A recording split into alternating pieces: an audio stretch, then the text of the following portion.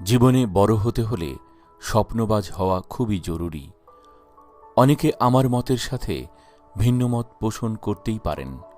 তারপরও বলি, বাবার টাকায় বড় হওয়া আর শূন্য হাতে স্বপ্ন লালন করে বড় হওয়া ভিন্ন ব্যাপার।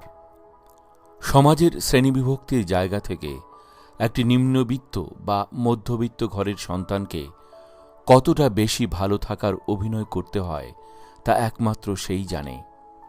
আবার সবচেয়ে হতাশার মধ্যে তারাই ডুবে থাকে।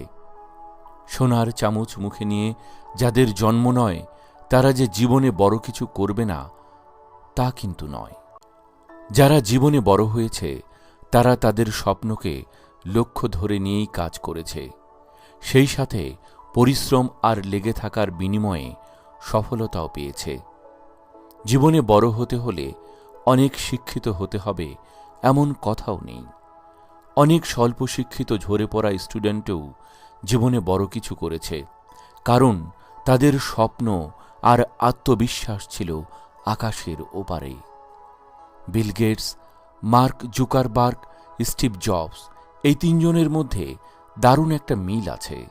কোথায় জানেন? তারা তিনজনই ইউনিভার্সিটি ড্রপ আউট স্টুডেন্ট।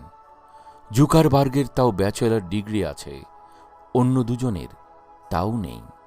এদের প্রত্যেকের সফলতার পেছনে ছিল জীবনে বড় হওয়ার স্বপ্ন। অ্যান্ড্রু কার্নেগি গরিব ঘরের ছেলে ছিলেন।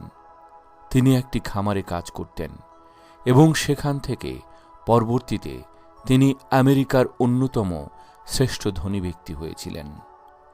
হলিউড অভিনেতা ব্র্যাড পিট প্রথম জীবনে এল পল্লো লোসো নামের এক রেস্টুরেন্টে মোরগের ড্রেস পরে হোটেল বয়ের কাজ করতেন। টমাস আলভা এডিসনকে ছোটবেলায় সবাই বোকা এবং সেই সাথে গাধাও বলত। তিনি পড়াশোনায় একদমই ভালো ছিলেন না, তবুও তিনি একজন বিশ্বখ্যাত বিজ্ঞানী হতে পেরেছিলেন। বিস্ময়কর ফুটবলার মেসি, যে কিনা একসময় নিজের ফুটবলের ট্রেনিংয়ের খরচ জোগাতে চায়ের দোকানে কাজ করতেন।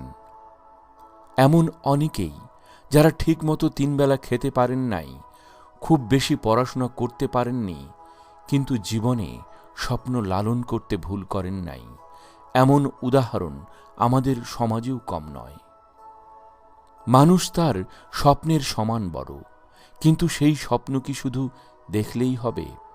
স্বপ্নকে বাস্তবে রূপ দিতে হলে লেগে পড়ে কাজ করতে হবে, কাজকে ভালোবাসতে হবে, ব্যর্থ হলেও থেমে না থেকে এগিয়ে যাওয়ার জন্য বারবার চেষ্টা করতে হবে।